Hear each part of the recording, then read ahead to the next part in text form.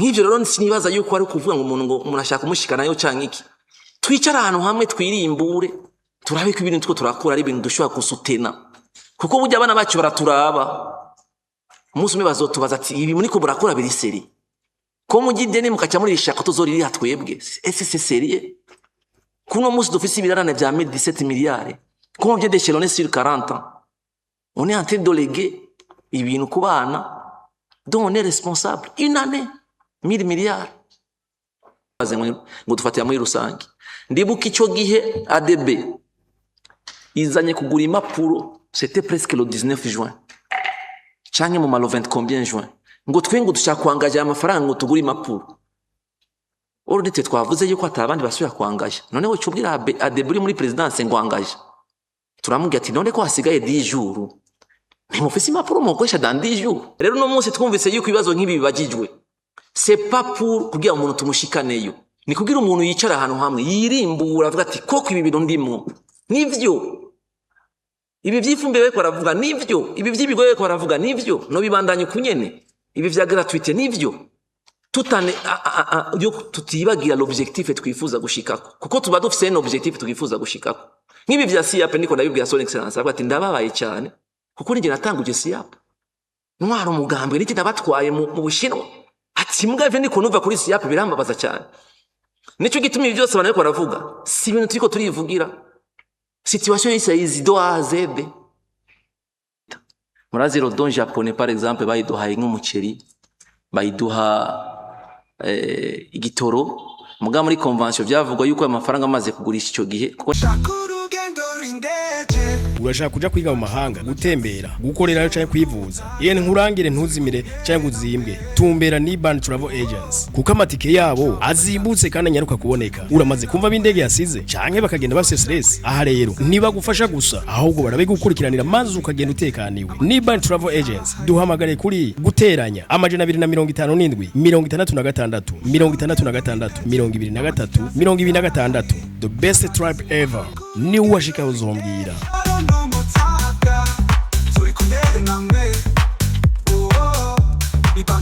Hajya dufise amafaranga mu societe etifise imitahe y'amaplasma bagira. Eske ayo mafaranga muha ayo masociete akagenera amaroveni za regidezo n'izindi zose. Ati zozo naco zagize murabikoreye ko cyane muri ibi ko tuzi ko bica ku makondo transit. Bijya ari ahantu twavuze article ijyanye n'amadividende icyambere. Nuko tuvuga ko tegezwa kuzikurikirana kugira shakane burya tegeza ko ari amabije annexe. Les sociétés publiques tegezwa kuba zifise ama PTB ya ku ruhande zikerekana ngene ziprojecta ama recette yazo zikacerekana n'ingene ziprojecta ama dépenses yayo ibizosigara normalement akaba ivyo biteza kuca bikoreshwa. Icyo no vuga rero ngaha iyo kenshi barungitse amafaranga nko muri Regideso bakaruka muri Burundi n'ahandi hose na za Sosumo zirakora zigatanga umwimbu zigatanga bila yazo habonetse benefice le bénéfice conseil d'administration iravuga ingene nza gukora soit iraba réinvesti soit baragabura les dividendes ainsi de suite. Rero nk'ubu les dividendes bamaze kugabura ayo mafaranga cyaza muri leta nidufata amafaranga yose ku makonti cyo tuyakoresha ko ari abakoresha bikorwa byabo bya misi yose. Cyo itumana niko ndavuga hajya yuko kubijyana n'ama dividende itegeko bivuga neza yuko 30 jours après bitagize ayo mafaranga kijya muri leta kuko bategezwa gusikana mutahe bakoresha. Ivyo ni cyo nashaka kuvuga kubijyana n'icyo kibazo cyagize yarabara ama banki dufisemwo imitahe nayo nyene itegerezwa kuduha amabika tubwira amafaranga yasigaye naya. Hanyuma mbwa ikibazo mu bagiye gikomeye cyane ni ya mafaranga usanga ari mu makonte dorma. Ivyo biruzuye ahantu henshi. Tureke no muri ama societe hari ahantu dusanga dufise amakonte amafaranga y'icyayi. Amadon menshi twaronse aho yategezwa kucagaruka muri leta. Murazi rodon japonais par exemple bayiduhaye nk'umuceri bayiduha igitoro. Muga muri convention byavugwa yuko amafaranga amaze kugurisha ico gihe kuko ni insima bashyizemo kuva muri 2015 cyagiye badufatiye ibihano bazana anature mukaca mugurisha mbwa amafaranga cyaza ku makonti imbere yo akoreshwa yategeza kuca ico gihugu na leta y'u Burundi bavuga ngene amafaranga akoreshwa nko kuri iyo konti bari ko 64 miliyari plus de 60 miliyari muga turiko turavugana kugira tushiye kuranke twayakoresha mu gufinansa indi migambi y'iterambere. Hariho nko muri bende harimo imiliyardi zishika 13 z'amafaranga kuri KfW yari projet yari financé par abongereza n'iyindi. Izo zavuga yuko batanga amakredi n'ibiki ku bantu mugabo bakazorambursa akaca garuka muri bende. Ayo mafaranga yavuga ko acaza kuri leta y'u Burundi. Nk'ubu ibiharuro dufise byatweretse ko ari kuri imiliyardi zinga 10 yicaye. Aha muri kino gihugu ari ahantu amafaranga menshi yicaye atari ko arakora. Kuri Covid murazi ko amafaranga yamaze muremure, Covid imaze guhera gasanga amafaranga yicaye ku makonte. Icyo nico gikorwa dugerageza gukora rero à la fin de chaque exercice kuraba amafaranga y'amakonte akiko amafaranga turabereye ko atari ko arakora kugira turabe ko twiyagarukana muri dans kuri compte général du trésor. Hamari kintu tiko turakora cha compte unique du trésor. Le compte unique du trésor kugira tumenye ayo makonte yose ahantu hatandukanye. Se turamenya amafaranga azarinjira. Hapana amaparayita atike gusa, amahopito ko tutayavuze. Erega amahopito nayo aragira ama service azana amafaranga. Ivyo tubona bikorwa muri hopital militaire. Kubera iki Rwakarede itabikora? Kubera iki aya ma hopito atabikora uko nyene? Nacyo nyene turakeneye kumenya amafaranga yose kugira dushiye kuyagarukana. Kuko l'objectif sinoza gufata ideni finance deficit nk'ifise abandi bantu ba leta nahaye amafaranga bariko barazana umusaruro. Narabona amafaranga yabo kugenda yakoresha. Nico gituma rara ama budget annexe tuvuga ati twereka amafaranga winjije imbere yo guprograma ibikorwa by'umwaka uza amutwereka nyene yagiye affect asigaye nayo utayakeneye wewe bura yahareta ibya yakoresha ko niyo yaguhaye umutaye. Sizo zonyene za Sopebu zose ubwira zikorera ku buntu. Nisikorera ku buntu ko Sopebu twayihaye umutahe do démarrage imiliyardi zizorenga ijana n'ayandi. None Sopebu iri kwiragira lo social. Ibyo byose sitwo turakora. Ibi rero bizodufasha nitwagira ico kintu cya compte unique du trésor kwegeranya amafaranga yose ajyamye hirya no hino azi gufinansa muganga aho twayabonye hamwe twagiye turavuga ko tuzoyakoresha. Exemple natanze ya Brarudi twari twiteze ko 5 miliyari nk'ubu itatanze 5 miliyari twe tujya kwishyuza kubi gutatanze 5 miliyari. Ivyo rero birafasha cyane mu byo turiko turakora. Amakondo transit rero nakivuze tureke yayo ma societe hari amakondo transit yaya ma telepayema teledeclaration. Mwari muzi yuko itegeko rivuga yuko après 24 heures amare yaciye muri CRDB en tant que telepayema na teledeclaration ategeza ku cyaba nivere kuri compte général du trésor. Muga dernièrement twasanze 30 miliyari zicaye mu mabanki. Hama komiseri general twa turamwiruka inyuma tumubwiye ko amatarget tuyashikanye. Ari amafaranga barishi bakoshije amabanki atandukanye muga yicaye ngaho. Hari banki ariko de 22 miliyari. La liste tumaze kuyibona turazandikira ati ni murunguka ya mafaranga kuri compte général du trésor kuko muri berbe barakeneye amafaranga bakoresha. Faut pas ko jya kurondera ama avance kandi abantu bararisha amakori. Ibyo rero cyo bituma bya digitalisation bidupermeta kuronka des informations en temps réel bizotuma iki kintu kiba résolu. Ama système de paiement ni ashobora gukorwa ko nyene bizodufasha. Ibi bya télé déclaration ibi byose two turakora bya TVA bidupermeta kubona amafaranga yose ahari. Nibaza ko ariko no cishura ico kintu. Sino aho tubifise ma information twarabikoreye ko ijya deficit mwabonye hajya ni après avoir kwegeranya ibyo tubona tuzoronka. Nico gituma amafaranga bojya twandika muri budget abari ni nyandiko. Nta nahamwe amafaranga arunze ngo ahari ngo tuce tuyatorobunye tuyakoresha. Ni nyandiko ziri quelque part. Ni kuva ko leta yagize mu nteguro ya amafaranga izokoresha umwaka uza. Hacaza ikigo cya kabiri rero ni gute tuyegeranya kugirize gufinansa bya bindi. Ober ni cigitimi cigira les prévisions titi ukwezi kwa mbere nzotoza ya ukwa kabiri aya mukurindira ko tuyatoza. Nico tugire cyo gituma tujya kuri marché. Tukavuga ati ni amabondi trésor ngaya ama obligation de trésor ngaya. Ni muzane mu gihe Ober izo biri kwiragira tuzoca tubungukira. Mugabo tuye turakora. Nico gituma rero tubikora gutyo kugira twevite yuko twogira. Ikibane muvuze ngo les dettes dusaba ko tuziria une fois cyangwa plusieurs fois. Oya chaque dette dufata ibifise un plan de remboursement. Akaba ariko le principal kenshi muzobona nka amadeni dufata za banque mondiale tuba dufise amadeni de grâce aho imyaka ya mbere turi ama intérêt gusa tukazotangura kuri le principal après. Ni kuvuga yuko les provisions dushira mu ngaha ziba zijanye n'umwaka kubona amafaranga tuzakoronka ku ba partenaire.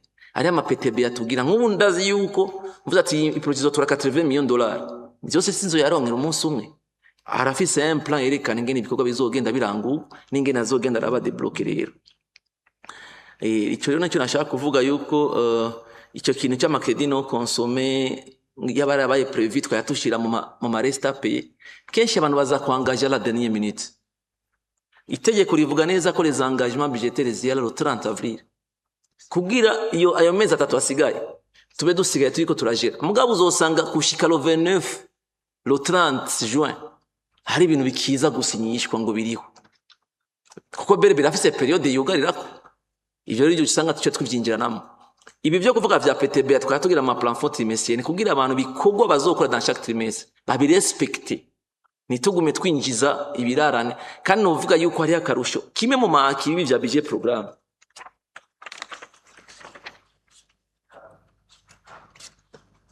Kimwe ciki cyama budget programme ndiko ndavuga twaronsemo l'exercice 22-23 Professeur Ndimiraza gufasha muri finance n'ivyakunze tubandanya turi mu bintu byo kugwana 23-24 tubandanya yanambara yo kugwana muga kameme byose nivyagenze neza ko twararonse omwe kubona ibikorwa nk'ibi biko birakogwa. Twahejeje umwaka turi mu plus de 327 miliyari y'ibirarane naho mu nyuma vyagiye birongerekana nako amaresta pay. Nibuka ico gihe son excellence avuga ati no muri entreprise imbere yo gutanga urundi mwaka urakrotira l'exercice ibisigaye ukagira rapport à nouveau. Ndazi ko twagize ni retraite ico gihe nkiri muri best yari best finance na berbe kugira tumenye abo duheraniye bose tumenye tuzobikora. Ico gihe byarateye induru nyinshi cyane abantu baravuga ko tashaka bari ha ainsi de suite. Mugabo mukuru w'igihugu yavuga ati tanke narabona mukrotiye na rufaranga ruzosohoka. Hari yageze igihe tuba taxe ko ari twebwe turiko turabikora. Hamwe dukoma machine kuri reka bari haba abantu batoya abategerezwa kuma bagakrotira l'exercice. Bagiye kuri avec retard mu kwezi k'umunani kurenga kw'icenda gutyo. Ico gihe twari mu plus de 300 miliyari y'amafaranga. Ayo tuca turayashiramo turayari icyo gihe. Mugabo muri exercice 24-25 turabona ko twagiye kuri 230. Kuko ndazi yuko itariki 10 z'ukwa gatandatu uyu mwaka cabinet civil yaciye yandikira ministre wa finance de l'époque amubwira ati imbere yuko dukrotira l'exercice umbwire abantu bose bashobora kutarihwa kuri no exercice kugira twinjire mu wundi mwaka tuze exactement resta pay tuzorira. Ubu ndiyo ndabibazwa ico gihe ngiri muri best watwara finance publique abihaye umushikiranganje barungitse ikete bavuga ati twaharuye byose twahejeje ibirarane dufise ni 170 miliyari 171 miliyari. Ikete tuca turakasa ati okay ubu rero murashobora gutangura kuri umwaka utanguye ngo hari izindi ngo twibagiye ngo twasanze twari zari zibagiye muri berbe acha yongera ko 60 miliyari niyo twaguye kuri 230 miliyari. Kuko kera kwari gudepansa gutyo bizorihwe byo bitazorihwa amafaranga ya asosi ari kuri ligne budgetaire. Obuha yaciza izana ibintu bivuga ati ibi ni bitararihwa 37 miliyari. Ndashobora kwihena 37 miliyari cyangwa yandi umenga ari 33 miliyari gutyo. Ati natwe twaye twavyibagiye. Obuha ibizanye twamaze iminsi twicara kuri iyo fishi. Iyo fishi yavuye kuri 32 miliyari si je ne me trompe ikoroka kuri 25 miliyari. Kuko twasanga arimo amadouble menshi plus twagenda turinjira uno musi yavuye kuri 25 miliyari igeze kuri 22 miliyari. Aho ni cyambere mvuze muri santé baba barazanya ati twebwe na kame ni murariha imiliyardi 25 kubera iki haba ikete rivuga ati umuntu tutazobona kuri no list nazoze kureklama uko tugenda turari ubona ite obligé guprepara gutegura amahera yo kuri abo bantu akajagari kari muri leta kararenze bamaze kuyabona gusa yanditse hajya we yibaza ngo amafaranga arunza ahantu n'umubwiriye azozana no gukonsoma. Umva tuko tujera bya birarane byo muri kam byo muri gratuité de soins de santé ivya ubuha tuko turabijera tuciye twongera ko n'ivyo bindi ngo byari byashitse muri berbe 230 mbwa quand même tuvuye kuri 300 kombi tugiye kuri 230. L'objectif no munsi nuko twevita yuko dusubira kugwa muri iyo ngorane. Avant la révision y'ibije twabwiye ababita ba contrôler des engagements de dépenses bakorana n'abagestionnaire de crédit baduhe la liste y'ama marché yose yabaye concret kugira tuge une base de données y'ama marché yose kuri no exercice kugira tumenye ama échéance de paiement hakiri kare kugira le 30 avril zigere déjà tuzi abantu twori hakiri kare twevite ko dushaka kujabuka kuko ari muri no exercice iwacu aradupermeta kuyangaja rapidement nibi vy'amasoko atangwa ku munota wa nyuma. Ndibuka ndi muri best ngenda kuna gutanga ama example simba shaka kuvuga abantu mugamba shaka kudoma ko nibaze ngo dufatira muri rusange. Ndibuka ico gihe ADB izanye kugura impapuro, c'était presque le 19 juin canke mu malo 20 combien juin, ngo twengo dushaka kwangaja amafaranga ngo tugura impapuro. Orudite twavuze yuko atabandi basubira kwangaja, none we cyubwira ADB muri presidence ngo angaje. Turamubwira ati none ko hasigaye 10 jours nimufise impapuro mukoresha dans 10 jours kugira mwihangane 10 jours utangwe na budget nshasha, kuko yacatomba na annulation, atomya na annulation aza kugabanya le déficit, kuko turacyafise ikinogo. Ndazi ko batabitahuye muga twabikoze gutyo, kuko dans 10 jours impapuro zogura izindi na kintu na kimwe kiba kiriko kirapfa. Iyo niyo ngorane dufise rero y'abantu bangaja andeo y'amategeko. Le 30 avril nacyo babwiye, le 30 avril na le 10 juin muri berbe nacyo bibabwiye, kandi biri mu mategeko muga nacyo bibabwiye. Ubwo rero nicyo tiko turagerageza kuraba mwe tugabanya amarestape mu gukora ibintu mu gihe cyabyo. Icyo yo bizodufasha cyane mu byo tiko turakora. Iyo turisha amafaranga ari muri budget irimo, donc iki cyaro 30 avril kirimo mu itegeko irabivuga neza yuko après le 30 avril kizira kwangaja kirese habaye des exceptions nakuko zirashika nazo nyene. Hanyuma iki cya titre foncier ati muri ko mukora iki, quelles sont les mesures muri ko murakora? Burya abo twari kwe muri commission twarakivuze neza, mwabonye ngaha twatanze tableau yerekana amatitre dufatiye ku icyo twita les numéros cadastro déjà ari numérisé yakozwe na Mediabox bitiye muri projet PDLE. Baragize ni nko bagize archivage numérique, bakavuga ati nakafise parcelle ibipapuro vyo turabinimirije tubikuye ku ipapier birimo indani muri système. Icyari gisigaye nko kunyene iteka cyari gusiga kugura les équipements, tuce tugwana no papier tuzosohorerako, tuce duforoma n'abakozi, kuko itegeko iravuga neza ngaha ngene amakori tuzoyatoza. Ico gihe rero twatumye abantu muri obere baje kuraba abo bantu deja les documents ziri numérisés, akeneye iyo imprimante, akeneye urupapuro, akeneye wiki, dutegerezwa kuki cyo tuma twihaye 6 mois, kuko nga muraza kumva l'objectif icyo cyashaka gushikako. Dufise objectif d'abord yo gutoza amafaranga muri no exercice, tukagira na objectif yo kudélivrer les titres fonciers. La kudélivrer turashaka kubikora même no mu indi exercice budgétaire, mugabo kucerekeye amafaranga ni muri no budget. Leo la logique tuko turakorera ko ni equipe zibiriko zirakora, imwe y'abatekinisiye y'abainformaticiens obere muri finance nabo muri titre foncier, turiko tushaka kurungika abantu baje kuraba les équipements zikenewe zizosohora n'impapuro zizokoreshwa, tukurabe muri Kenya vyagenze gute, muri Benin vyagenze gute. Les 6 mois nicyo zizoba ziko zirakora, de telle sorte que dans 6 mois tuzoba dufise déjà titre ya mbere sohoke, hama kujya tugira muri passeport uriha en avance, hanyuma ukazoza kubitora mu nyuma. Meme n'itegeko riravuga yuko uzoronka titre yawe après 5 mois, niko itegeko rivuga, nukuvuga uriha en avance hama ukacironka mu nyuma. Ati tuzokora iki, tuca dusora ni ordonnance ivuga ati umuntu wese azi ko ari kuri no list tumuhaye ukwezi de telle période à telle période, atarishe akaza mu nyuma y'icyo kiringo azoca ariha amande ya 100%, kujya tugira redevance routière, kuko bazi yuko titre ari ikintu gikomeye cyane, ntibazoreka kuza.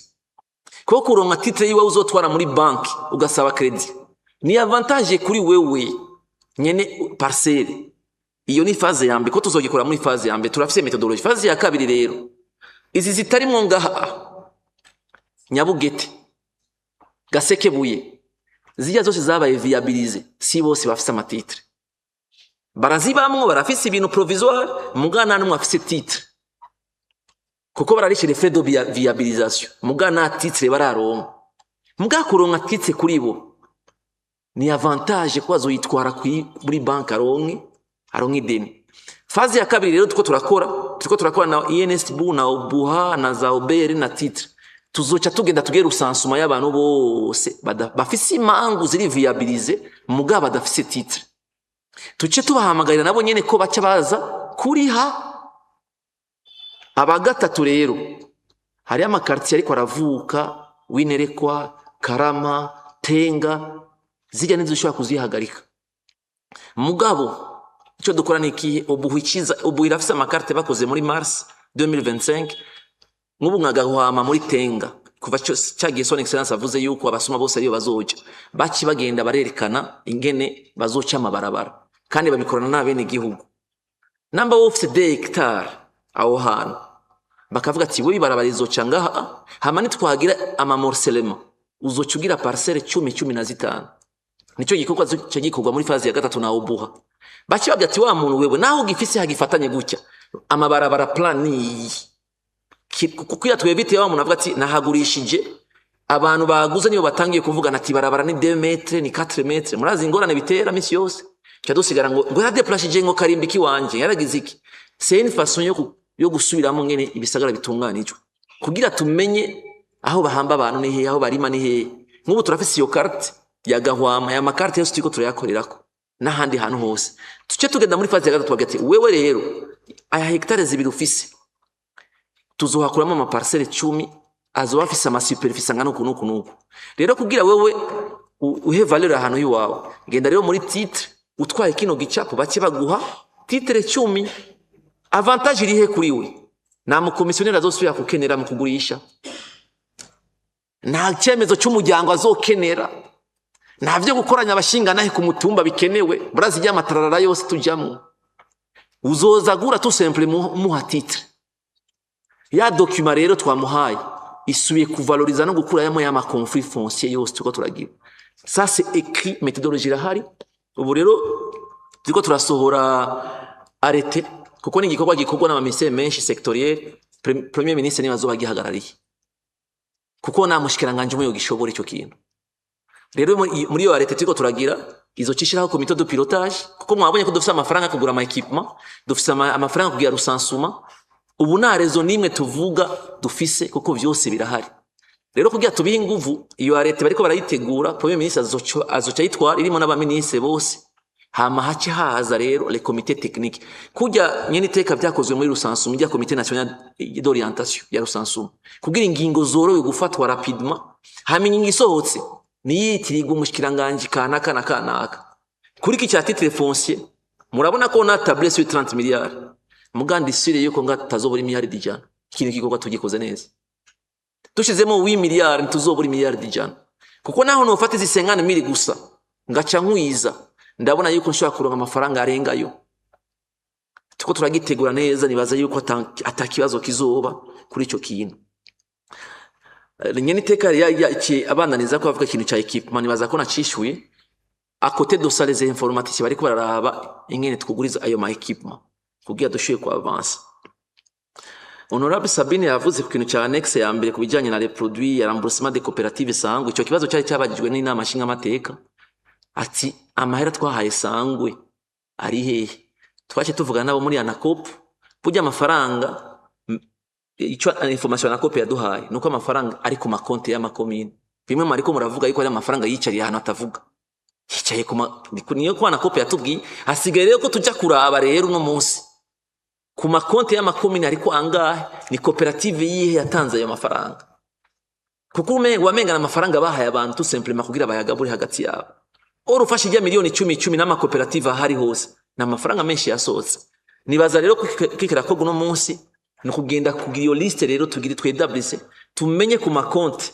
hariko amafaranga na gute abatarishe bigenda gute kuko wasanga kenshi ari amafaranga yakozwe wasanga bon ico ndakivuga ndacikurako hari ahantu bavuga ati mustaneri yabanza gukura ku miliyoni wiwe umwe ico gituma mvuga ndacikurako agishika gusa mustaneri cooperative yabanza kumuha umwe agashira ku ruhande donc nico gituma rero nibaza ko ari kintegezwa kuraba kandi ni byiza yuko ibintu twagiye turashiraho depuis 2005 dusubira tukirimbura kandi nitwanka critique abantu bibaza ko umuntu ariko arabivuga peut-être ashaka kubisambura ariko aragwanya umuntu no kwirimbura auto evaluation no bugati ivyo ndimwo koko ndabigumemo kunyene biri soutenable canke no bihindura no kwajusta gutya son excellence nyo kunda kubivuga ati tugitangura dushizeho phonique exemple atanga wenyine agitwara ministère ya intérieur ati narashwanye n'abashikiranganje bose ko amafaranga yanda yabakure mu maboko ndahahe amakomine ati tubikoze c'était en 2007 nibaza ko yari umushikiranganje ico gihe Mede ayeje kuyatanga ati itegeko rya fonike kugira rijeho ati yabaye intambara. Tubonye ko amakomine bitameze neza ya 500 millions niko cyabakatishiriza muri fonike ati fonike nayo ati ndashikiriwe. Niko dasubira mu ivyakunda kuvuga ati bayakubuye mu ntara au niveau central bakayaha amakomine ati natwe turashikiriwe. Bayasa amakomine bahaye fonike ati natwe turashikiriwe. Fonike bayakuye mu maboko y'abakayaha amakoperative natwe turashikiriwe. Est-ce que ivyo byose bikeneye ko twogira ni retrospection tukaraba yuko ibintu byose twagiye turagira bimeze neza kugira twevite détachement mu bintu dukora ku mafaranga y'igihugu. Cyamwibaza 500 millions cyagiye fois 120 combien commune zabaye kiyagiye. C'est énorme amafaranga menshi yakoreshejwe muri vya décentralisation. Ikintu cyashuye kutwinspira beaucoup plus c'est une étude yakozwe sur 6 pays kubira vya décentralisation no Burundi burimo. Étude naifise ngasije nayikoze irerekana igituma bitakunze kiyagiye 2007. N'utwo tunenge twose twagiye turaba tutegerezwa gukura nko no munsi. Rero no munsi twumvise yuko ibibazo nk'ibi bibagijwe. C'est pas pour kugira umuntu tumushikaneyo. Ni kugira umuntu yicara ahantu hamwe yirimbura avuga ati koko ibi bintu ndimo. Nivyo. Ibi vyifumbewe ko aravuga nivyo. Ibi vyibigoye ko aravuga nivyo. No bibandanye kunyene. Ibi vya gratuité nivyo. Tutane yo tutibagira l'objectif twifuza gushikako. Kuko tuba dufise un objectif twifuza gushikako. Nkibi vya SIAP niko ndabibwira son excellence avuga ati ndababaye cyane. Kuko nige natanguje SIAP. Ntwara umugambwe niki nabatwaye mu Bushinwa. Ati mugave niko nuva kuri SIAP birambabaza cyane. Nico gituma ibi byose banako baravuga. Si ibintu turiko turivugira. Situation y'isayizi do A Z. Nubo ari umuntu yagise note confidentielle amwandikira avuga 28000 tons y'ibigori. Ngo nivyo biri mu stock. Muga mwabonye honorable Serge yarungikiye abantu bose na nyene iteka y'imurungiki. Uno musi yahinduye avuga ngo ni 31000 tons bisigaye mu stock. J'ai deux rapports différents. Imwe yatanzwe mu 18 n'iyindi yatanzwe le 26 kubera tuvuye mu nama nshinga amateka. Avec des chiffres zidasa. Nivyo rero sinibaza yuko ari kuvuga ngo umuntu ashaka kumushikana yo canke iki. Twicara ahantu hamwe twirimbure turabe ko ibintu two turakora ari ibintu dushobora kusutena. Kuko burya abana bacu baraturaba. Umunsi umwe bazotubaza ati ibi muri ko burakora biri seri. Ko mugide ne mukaca muri ishaka tuzoriri hatwebwe. Ese c'est sérieux. Kuno munsi dufise ibirarane vya 17 milliards. Comment vient d'échelonner sur 40 ans. On est en train de léguer ibintu ku bana dont on est responsable. Une année 1000 milliards.